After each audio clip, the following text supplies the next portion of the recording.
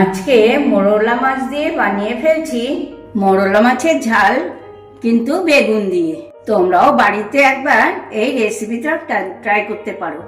খেতে কিন্তু খুব ভালো হয়, বানানো খুব সহজ, মাত্র 10 মিনিটে হয়ে যায়।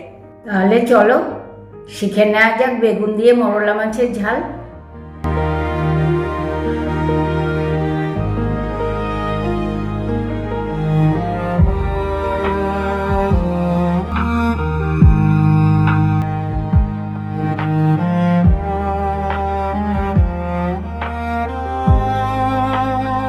বন্ধুরা, তোমরা সবাই ভালো আছো তো? তাহলে আজকে একটা সহজ রান্না শিখিয়ে দিই, বেগুন দিয়ে মোরলা মাছের ঝাল। নিয়ে নিয়েছি 200 গ্রাম মোরলা মাছ।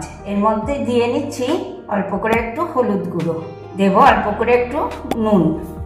এবার এটাকে আমি খুব ভালো করে মাখিয়ে নেব।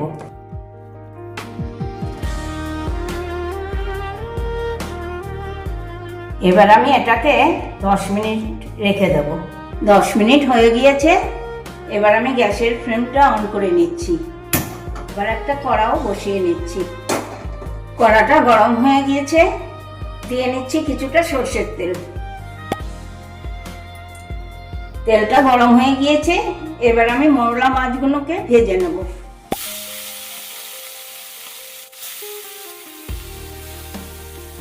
একটু উল্টে পাল্টে ভালো করে ভেজে নিচ্ছি।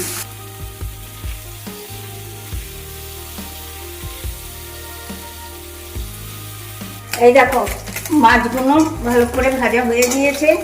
এবার আমি মাছগুলোকে তুলে নেব। মাছগুলো তোলার পর এ কড়াতেই দিয়ে নিচ্ছি খানিকটা আবার সরষের তেল। তেলটা গরম হতেই দিয়ে দিচ্ছি অল্প একটু কালো জিরে। এই দেখো, পেঁয়াজগুলোকে আমি এইরকম করে কেটে নিয়েছি, আধখানা টমেটো কেটে নিয়েছি। এবার এগুলোকে আমি একসাথে ভেজে নেব।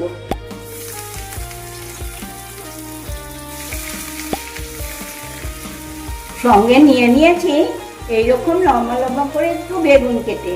তোমরাও এইরকম করেই বেগুনটা কেটে নেবে। এটাকে আমি একসাথে আবার ভেজে নেব।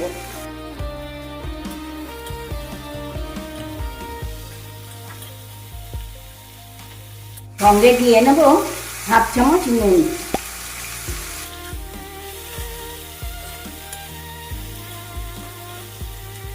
এবার এটাকে আমি একটু ঢাকা দিয়ে নেব। ঠিক 10 মিনিট পর ফেরত এলাম। এবার ঢাকাটা তুলে দেখি কি অবস্থা।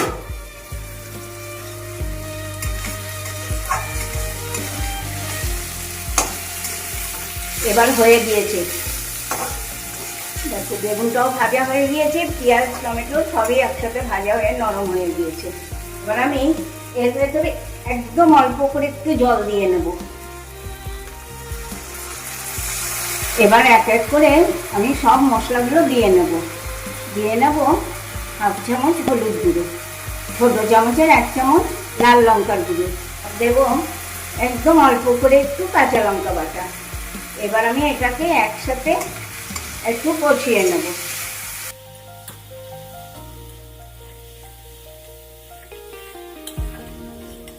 এই দেখো, কষানো হয়ে গিয়েছে, কেমন তেলগুলো ফুটছে, এর মধ্যে তেল বেরিয়ে গেছে।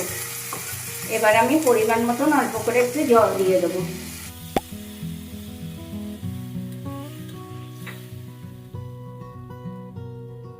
এবার ভাজা মাছগুলো ওপরে দিয়ে দেবো।